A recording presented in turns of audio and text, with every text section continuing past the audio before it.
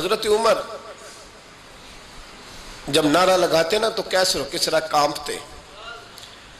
سفیر آتے روم کے ملنے کے لیے تو کہتے جاؤ عمر نفل پڑھ رہے ہیں، ٹائم کوئی نہیں. ایک دن اندر میٹنگ ہو رہی تھی، حضرت عمر میٹنگ میں بیٹھے تھے. آپ کے بیٹے ملنے آئے عبداللہ ابن عمر.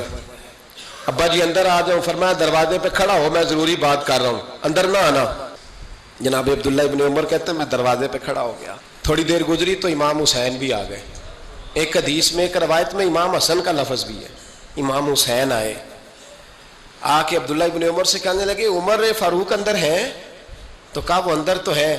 تو کہا آپ کیوں دروازے پہ کھڑے ہیں؟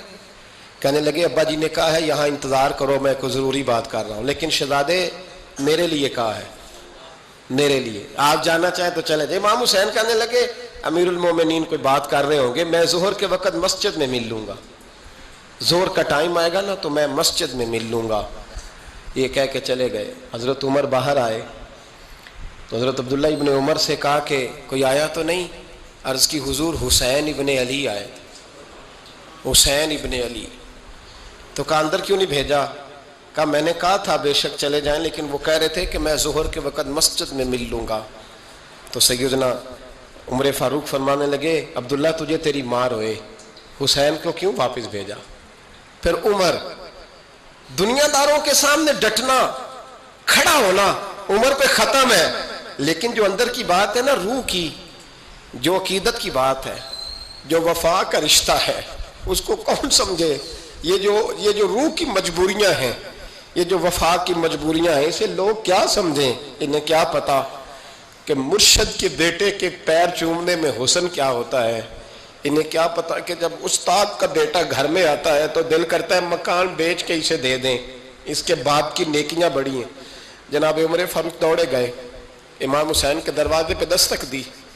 امام حسین باہر. کہا شہزادے یار ملنے آئے تھے تو بغیر ملے کیوں آ گئے؟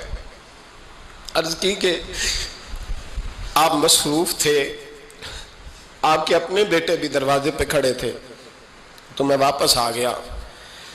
امام حسین کہتے ہیں عمر جذبات میں آ گئے، سر سے پگڑی گر گئی. کہنے لگے حسین میرے بیٹے کا اور حسین کا کیا مقابلہ؟ کیا اس کی ماں کا نام فاطمہ الزہرا ہے؟ کیا اس کی نانی کا نام خدیجہ الکبریٰ ہے؟ کیا اس کے نانے کا نام محمد مصطفیٰ ہے؟ اور پھر سر سے پگڑی اتری تھی، اپنے بال زور سے پکڑ لیے. کہنے لگے حسین میں نا مکے میں اونٹ چرایا کرتا تھا اور ڈنڈوں سے مار کھاتا تھا اپنے باپ سے. یہ جو آج ساری دنیا میں عمر کے نعرے لگتے ہیں یہ تیرے نانے کا صدقہ ہے. شہزادے میری وفا اور میری وفا میں جب تیرا دل کرے نا دوڑ کے آ جایا کر. عمر تو لوگ. ایک دن امام حسین نے آ کے نا جناب فاروق اعظم سے کہا، خطبہ دے رہے تھے بچوں کی طبیعت شروع میں، پتہ نہیں کیا بات آئی امام حسین کے دل میں. کہنے لگے عمر نیچے اترو، یہ میرے نانا کا ممبر ہے. تو حضرت سیدنا عمر سنو، کبھی میرا بھی بچہ آ جائے تو میں کہتا ہوں اس کو پکڑو یار، بچوں کو تو نہیں نا جمعوں میں مطلب ذکر کیا جاتا، اترنا میرے نانے کا ممبر ہے. جناب عمر اتر کے نیچے کھڑے ہو گئے. تو کہا جا کے اپنے نانے کے ممبر پہ بیٹھ. تو حضرت عمر رو پڑے. کہنے لگے شہزادے میرے نانے کا ممبر ہی کوئی نہیں ہے ہی نہیں. یہ ممبر، یہ مصلی، یہ تیرے نانے کی شان ہے. میرے نانے کا کوئی ممبر نہیں، تیرے ہی نانے کا ممبر ہے. تھوڑی دیر کھڑے رہے تو امام حسین کہنے لگے اچھا کوئی نہیں آپ کے نانے کا ممبر کا نہیں. کہا چلو پھر میرے نانے کے ممبر پہ بیٹھ جاؤ چلو خیر ہے. کوئی نہیں آپ کے نانے کا؟ کہا نہیں. تو کہا کوئی نہیں پھر میرے نانے کے. جب حضرت عمر بیٹھے تو بڑا شاندار جملہ کہا.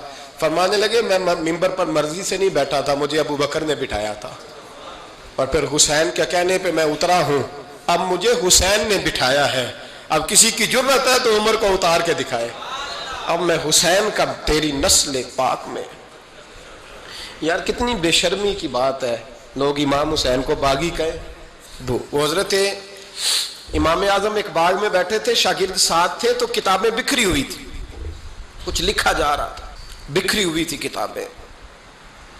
امام محمد بھی بیٹھے تھے، امام ابو یوسف، کئی اور شاگرد بیٹھے تھے. تو جب لکھتے ہیں نا یہ لوگ تو حوالوں کی تلاش ہوتی ہے، کتابیں بکھری ہیں، صفحے بکھرے.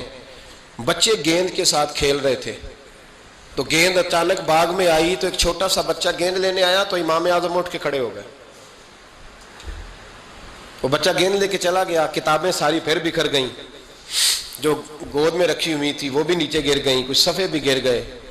تھوڑی دیر کے بعد وہ بچہ چلا گیا, امام صاحب بیٹھ گئے, پھر آیا, گیند گری آ کے باغ میں, تو وہ پھر بچہ لینے آیا, وہی بچہ.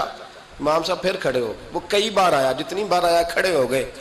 کئی لوگ صبر نہیں کر پاتے, جلد باز ہوتے ہیں آج کل کے شاگردوں کی طرح. تو ایک شاگرد بول پڑے, کہنے لگے حضور وہ تو بچہ ہے 100 دفعہ آئے گا.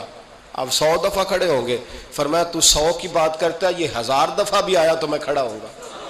کہا حضور بچہ ہے آپ کیوں کھڑے ہو گئے؟ فرمانے لگے معمولی بچہ نہیں, میرے استاد کا پوتا ہے.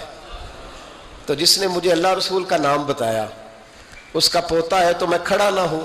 اگر استاد کے پوتے کا یہ ادب ہے تو بتاؤ محمد عربی کے نواسے کا کیا ادب ہے؟ رسول اللہ صلی اللہ علیہ وسلم. لوگ سمجھتے ہیں ہم قائل نہیں ہیں وہ والی شہادت بیان کرنے کے جس میں کہتے ہیں ہائے حسین تو سکینہ تو زینب. ہمارے بزرگوں نے ہمیں یہ سبق, ہمارے بزرگوں نے ہمیں بتایا کہ امام حسین کی شہادت اس طرح بیان کرو کہ نوجوانوں میں جذبہ جہاد پیدا ہو, عورتیں صبر کا پہاڑ بن جائے.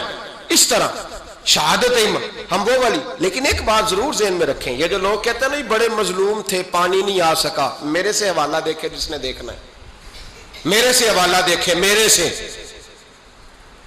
حضرت امام حسین میدان کربلا میں تھے تو تھوڑی سی جگہ کھود کے نا امام حسین نے تو خندق کھودی. خندق کھودنا عرب کا رواج تھا, مدینے میں بھی خندق کھودی گئی, اس کا نام ہی جنگ خندق. تو خندق کھود کے نا آگ جلائی جاتی تھی, یہ حفاظت کا ایک ذریعہ تھا تاکہ دشمن نہ آئے.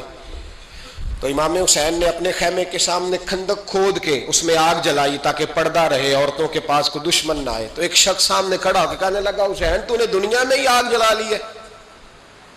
معاذ اللہ ثم معاذ اللہ. کہنے لگا آگے تو آگ ملے گی, یہاں جلا لی ہے. تو امام حسین کہنے لگے میں حکم دیتا ہوں آگ کو کہ تجھے ابھی پکڑ لے. لوگ کہتے ہیں مظلوم تھے, میں حکم دیتا ہوں آگ کو تجھے ابھی پکڑ لے.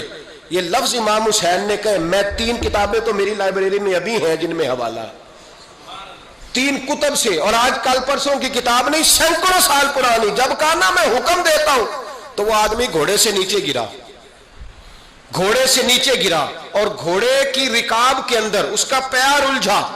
گھوڑا ڈر کے اتنا دوڑا کہ جا کے اس آدمی کو آگ میں پھینک دیا. امام حسین کے سامنے جل کے مر گیا. یہ حسین ابن علی ہے.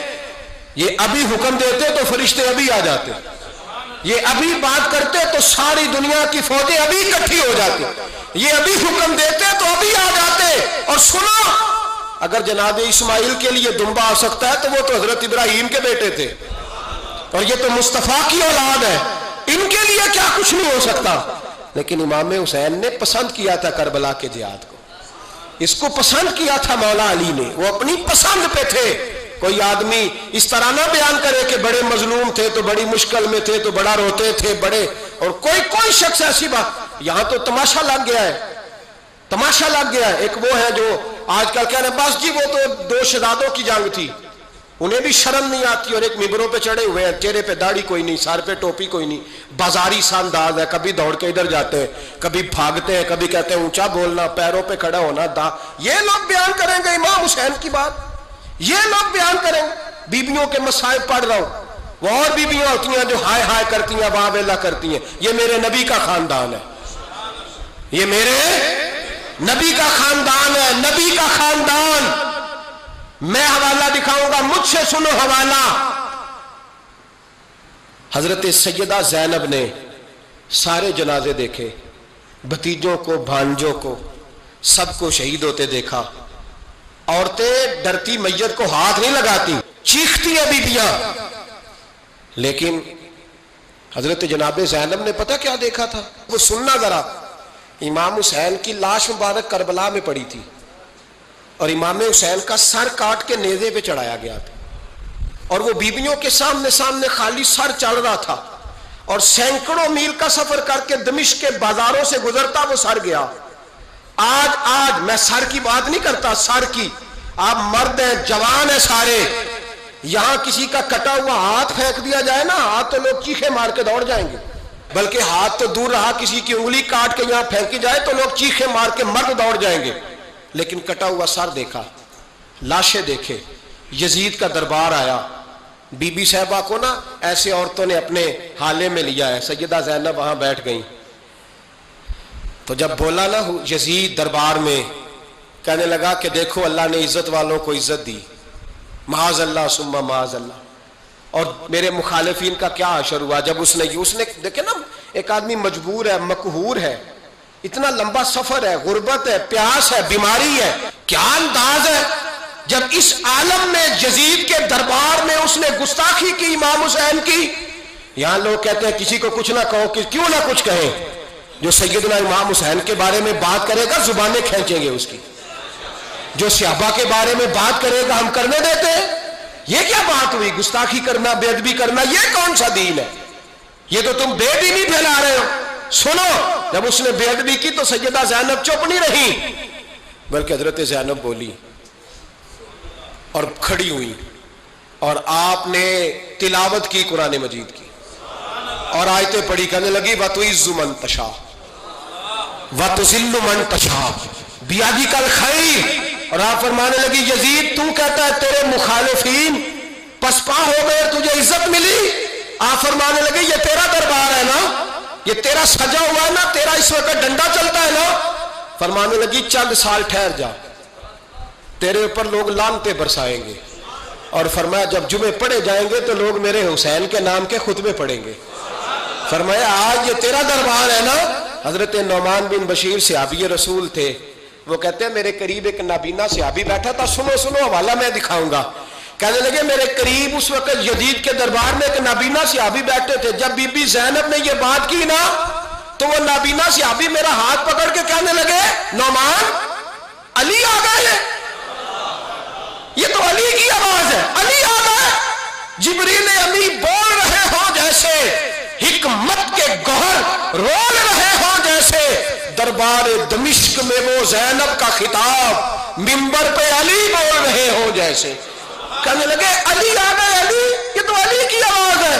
جناب نعمان بن بشیر کہنے لگے نہیں، علی جب بولتے تھے تو بڑا رنگ ہوتا تھا، ابھی تو زینب کھل کے بول ہی نہیں رہی، ابھی تو زینب ستائی ہوئی ہے، ابھی تو زینب زخم کھا کے آئی ہے، ابھی تو زینب پیاسی ہے، کاش زینب تر و تازہ ہوتی تو زینب خطبہ پڑھتی تو علی کی طرح گرجدار آواز نکلتی، یزید کے محل کانپتے، جبریل امی بول رہے ہوں جیسے، حکمت کے گوہر رول رہے ہوں جیسے، دربار دمشق میں بی بی زینب کا خطاب منبر پہ علی بول رہے ہوں جیسے۔ وہ مسکینوں کی طرح منتیں نہیں کر رہے تھے، ہائے پانی ان کا مزاج ہی نہیں تھا، بلکہ وہ دلیر لوگ تھے، دلیر، اور بر موقع بر محل بولتے تھے۔ یزید آیا دربار میں، جب یہ سارا قافلہ وہاں پہنچا تو یزید دربار میں آیا،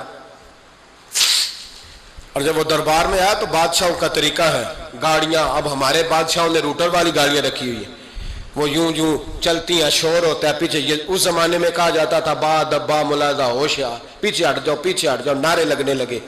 تو یزید کا ایک ناخلف بیٹا امام زین العابدین سے کہنے لگا تیرا باپ کہاں ہے؟ دیکھ یہ میرے باپ دادا کے نعرے، دیکھ میرے باپ کے نعرے، تیرے کدھر ہے؟ ابھی یہ بات شروع اس نے کی تھی کہ دمشق کی جامع مسجد میں زور کی اذان ہو گئی، اور جب مؤذن نے کہا نا اشہد ان محمد رسول اللہ، تو امام زین العابدین اس کا ہاتھ پکڑ کے کہنے لگے یہ میرے نانا کے نعرے لگ رہے ہیں، اگر تیرا ہے تو بتا، یہ میرے نانا کے نعرے ہیں۔ اور فرمایا تیرے باپ کے 2-2.5 سال لگیں گے، میرے نانے کے قیامت کے بعد بھی لگیں گے، میرے نانے کے نعرے قیامت کے یہ لگتے رہیں گے، لگ رہے ہیں اور لگتے تھے اور لگتے رہیں گے۔ میرے بھائی یاد رکھو، دلیری، ہمت، پہلی بات ان سے پیار کرنا ہے، دوسرا ان کی ہمت، ان کا مقام دلیری کرنا ہے، ان کا کام ہمت کرنا ہے، ان کا کام ڈٹ جانا ہے، کمزوری دکھانا اہل بیت کا طریقہ ہوتی ہے۔ حضرت عباس کے بازوؤں میں درد ہوتی، جناب زینب پھر پریشان ہوتی ہیں کہ ہم تو اس بے حیائی کے خلاف لڑے اور امت ابھی یہ گند کر رہی ہے۔ جو چوکوں میں کھڑا ہوتا ہے نا عورتوں کو تاڑتا ہے، وہ یزید کے طریقے پہ عمل کرتا ہے۔ یہ دلائل ہے، آپ سوچ لیں، اندازہ کر لیں کہ ہم نے کس جماعت میں کھڑے ہونا ہے، اس لیے گند سارا نکالیں۔ امام حسین کا ایک پیغام آج اپنانا بڑا ضروری ہے۔ امام حسین نے سر سجدے میں کٹایا، اور قرآن کی تلاوت نیزے کی نوک پہ بھی جاری رہی ہے. اس لیے آج کم از کم 10 نفل امام حسین کی سنت سمجھ کے ضرور پڑھیں گے انشاءاللہ. جنہوں نے روزہ رکھا ہے بڑا اچھا کیا ہے. چلو جو نہیں رکھ سکے پھر بھی نفلی ہے، کوئی فرض نہیں. کم از کم 3 دفعہ سورت یاسین کی تلاوت آج ضروری ہے امام حسین کے لیے. کریں گے انشاءاللہ تعالی. اگر وہ نیزے کی نوک پہ پڑھ سکتے ہیں تو آپ ان کی خاطر بھی تو پڑھ ہی سکتے ہیں نا. تو بہت ضروری کام آج نفل پڑھنا ہے، اور بہت ضروری کام آج قرآن پاک کی تلاوت کرنا. کریں گے انشاءاللہ تعالی.